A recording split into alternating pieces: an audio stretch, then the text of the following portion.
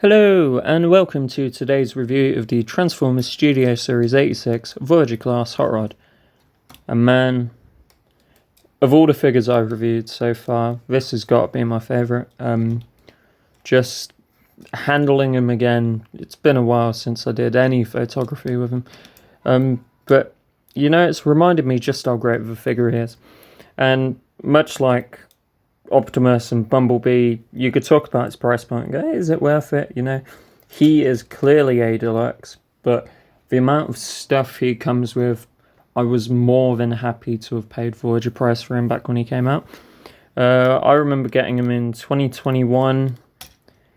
He was about £35 if I remember correctly, which I'm perfectly fine with that, you know. Maybe he was even cheaper, and if he was cheaper, then damn, you know, I'm even happier. But yeah, let's just begin. A general overview of this is I love it. He's not in his I guess G1 toy colors where he's like very maroon or whatever, you know, but he's beautiful as he is. Sure, you could pick a hole in the yellow joints, say, they should have been orange. I would have preferred they were orange too. Even ones in the hip. Cool, you know, they're yellow, but whatever. It adds a bit of breakup, and yellow's already on the figure, so I'm not too bothered about it. It doesn't look too out of place. And if you want an even cleaner version of this, you've got the Shattered Glass Nemesis Unicronus, or whatever his name is, Rodimus Unicronus, which is a truly amazing looking figure. I never picked it up because I didn't want the side swipe he came with, and I don't see the need to have two versions of this mold and another version of that Siege side swipe mold when god damn that thing bores me.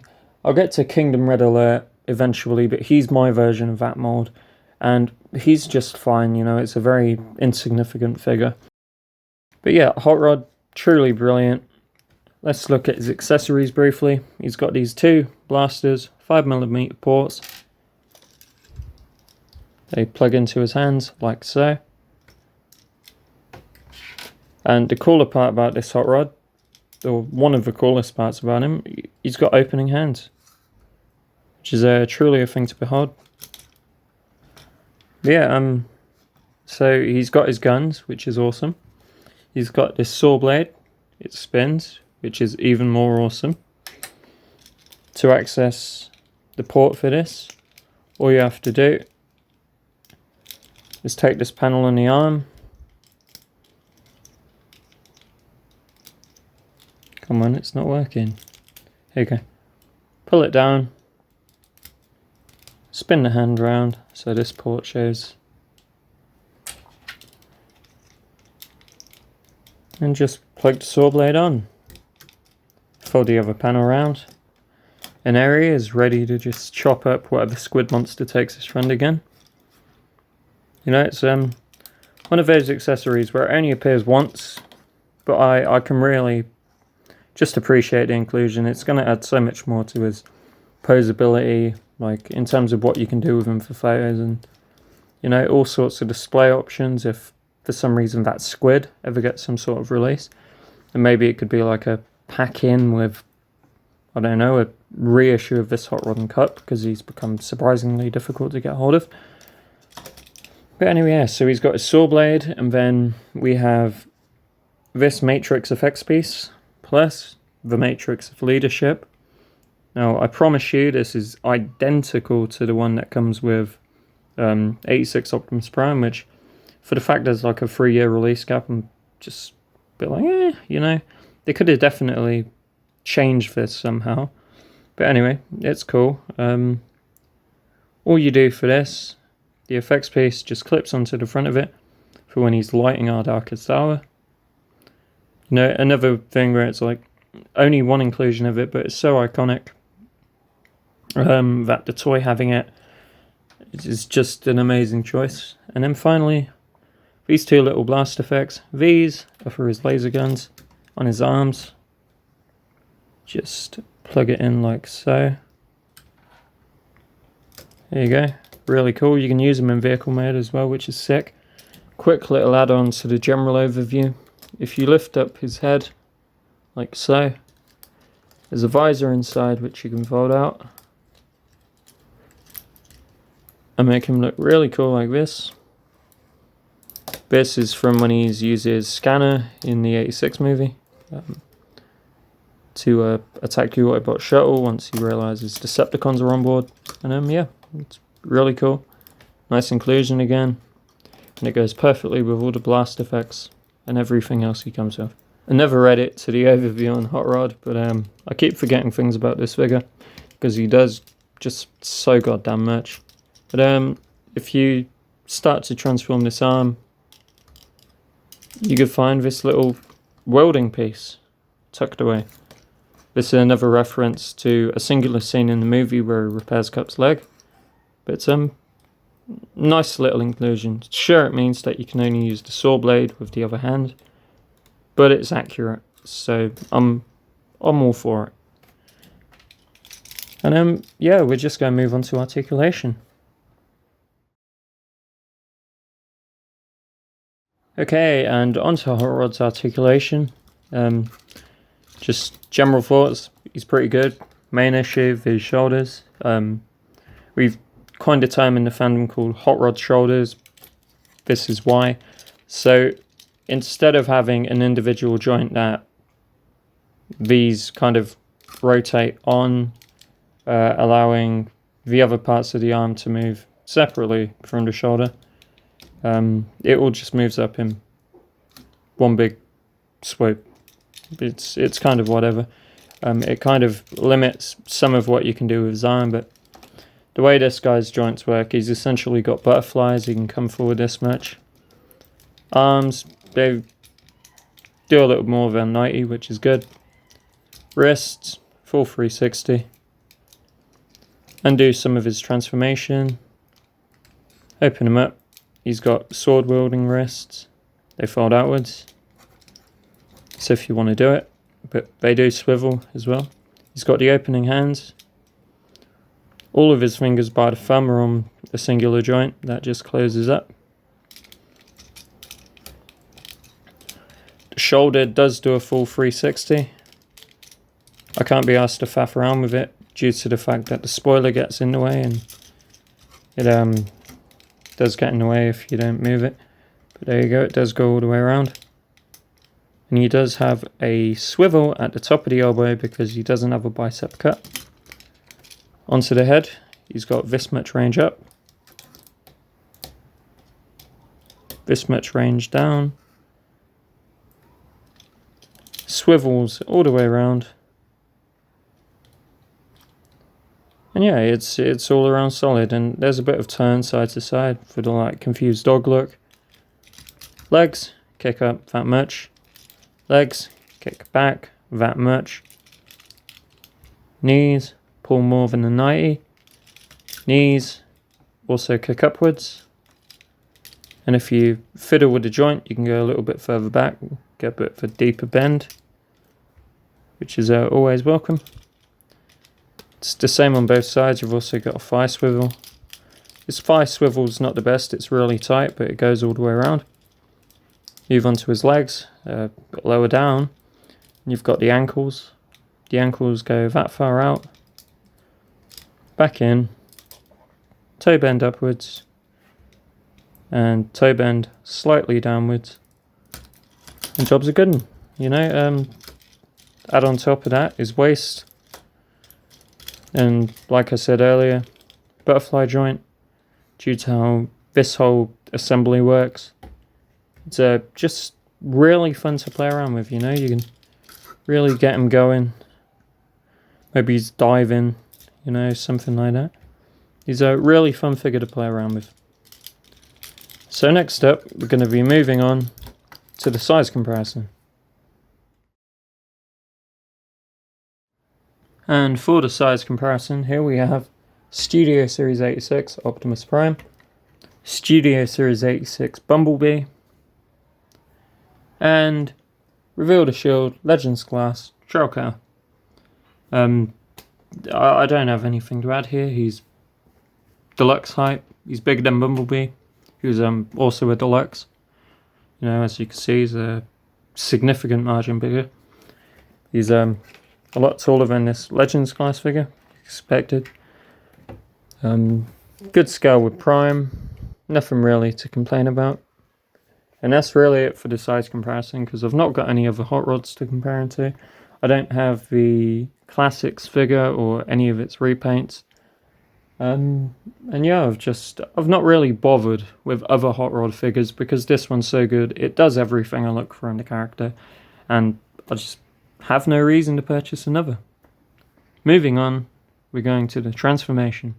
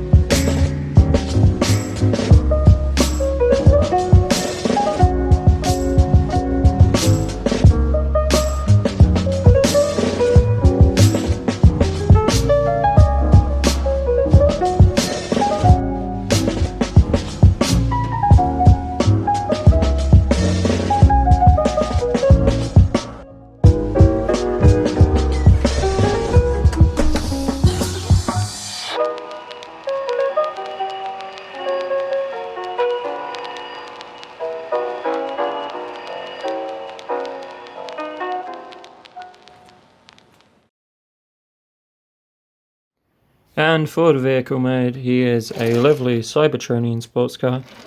No idea what Flint Dealey, the concept designer, based Hot Rod's vehicle mode off of, but whatever. I'm not even sure what the original toy was based off of, but regardless, it looks how I believe it should. This is pretty damn accurate in terms of just general aesthetic and vibe. When compared to the 86 movie or seasons 3 and 4 of the G1 cartoon. And yeah, only issue with this, no, only major issue for me is this little piece of yellow plastic. Now, I said earlier I was okay with a lot of the hinge pieces and things like that being yellow because it didn't do much to the robot mode. But in the vehicle mode, it's very obvious that this is a bit out of place, and there is a bit of colour mismatch between this painted part of the windscreen and the rest of the figure's red plastic, but I'm not too bothered with it. Much like Bumblebee, it's not the biggest deal in the world, but you can notice it if you look. Now, for size comparison in vehicle mode, we have the Studio Series 86 Commander Class Optimus Prime. Now, I just want to add this in because I forgot about it during the Prime review. Prime does have these sections that fold out from the legs and attach the back end of the vehicle to the cab. It solves the problem of the legs being floppy when you move the truck, but it does not solve the problem of nothing wanting to connect properly, because as you can see, it's still slanted. And a quick little note, when I bring in Studio Series 86 Bumblebee, I also forgot to put down the out of 5 stars rating section right at the end of his video. I discussed it, but I didn't show the visual graphic, so there's that. Anyway, beautiful little thing next to him. And then lastly, reveal the shield trail cutter. Our usual suspect, he's going to be constant. Every video, you'll see him. It's just, we'll have a rotating cast of figures depending on what the review subject actually is. You know, everything's got to be related somehow, besides this little guy. Maybe he's a mascot of some sort. I just like fiddling with it, you know. Cool figure. Anyway, Hot Rod looks great with these guys, you know. G1 in all its glory. I didn't grow up with G1, but I love the stuff still, you know. And a lot of these modern generations toys have been excellent representations of G1 designs. And just a final little bit before we move on to my overall thoughts on this figure and its rating. I did mention these pieces earlier being able to be used on the exhaust pipes. And they will tab in to the same sections on the vehicle mode, just like so. So you could have them shooting along, which is quite cool. Second one goes in just like the first.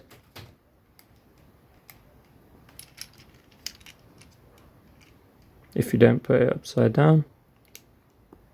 Look at that. Lovely.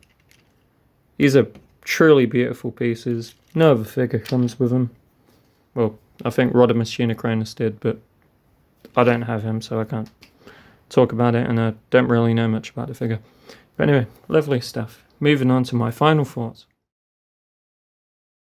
And lastly, my final thoughts on Studio Series 86 Voyager class Hot Rod. You know what? He's brilliant. Absolutely brilliant. Like I said at the start of the video, favourite figure I've reviewed so far. Definitely up there with one of my favourite figures of all time. I also hold another Hot Rod related figure in very high regard that a lot of people don't like an awful lot. Get to him eventually. But aesthetics on this guy, 5 out of 5. Looks beautiful. Minor nitpick with the vehicle mode and that yellow hinge on the roof. Whatever, you know, I'll look past it because everything else is gorgeous. The transformation process, solid 5. There's absolutely nothing difficult about it. Much better than, say, Studio Series Prime, who doesn't really hold together too well. Bumblebee has the fidgety legs, then kind of compressing the front half of the vehicle mode. You know, you've really got to Play-Doh it and squeeze it together. But Hot Rod, no such thing. Beautiful stuff. Articulation on this guy, solid 5 out of 5. For your deluxe class Transformer, it's not going to get too much better. I can tell you. Studio Series, it's just, man, for the G1 stuff, Hot Rod's just top tier. Value for money on this guy, knock the price point or you want. I actually think this guy's a 5 out of 5. He comes with accessories that are very unique to him. You know, he's not really doing an awful lot that other figures do. He gave us our very first Matrix blast effect. He gave 2 very unique blast effects for his arms. Yeah, sure. You're probably only going to use them on him, but it's awesome still. 2 guns that were also blast effect compatible. Saw blade, unique to him. Brilliant stuff. And the same old Matrix piece that we had been getting for several years up to that point. But you know, brilliant. I'm really not knocking it, considering the fact that he's got posable fingers so he can actually hold the Matrix. So 5 out of 5 on that. And overall, he's got to be a 5 out of 5. I genuinely think this is just perfect for a Hot Rod. You don't get too much better. Not in the deluxe class. Voyager for that matter, you know. Look, I know he's marketed as a Voyager due to all the accessories and whatnot. But at the heart of it, it's just a really fancy deluxe, you know. Maybe some of the budget for the Voyager price point did go into the, like, actual figure itself, you know, his parts count, but I don't see it too much because he's just really solid and nothing about this sticks out as, yeah, I needed to cost more money. That's what the accessories were for. So for what he is, I genuinely think he is perfect. I cannot recommend him enough, with a big but. The aftermarket price on this figure is disgusting. They've not reissued him. Do I think they will? Probably. They've not long reissued Studio Series Ultra Magnus. But in the UK, we're not getting him till next month, unless they pull the date forward, which is typical for Hasbro. No sign of Hot Rod, even in leaked listings. No one knows that he's getting remade. There was a Velocitron 500 release planned, that got cancelled. And that was meant to be a more maroon hot rod based on his toy deco. Will it ever see the light of day? Probably not. But this has been AnimatedCHUG. Thanks for watching, and I'll see you next time.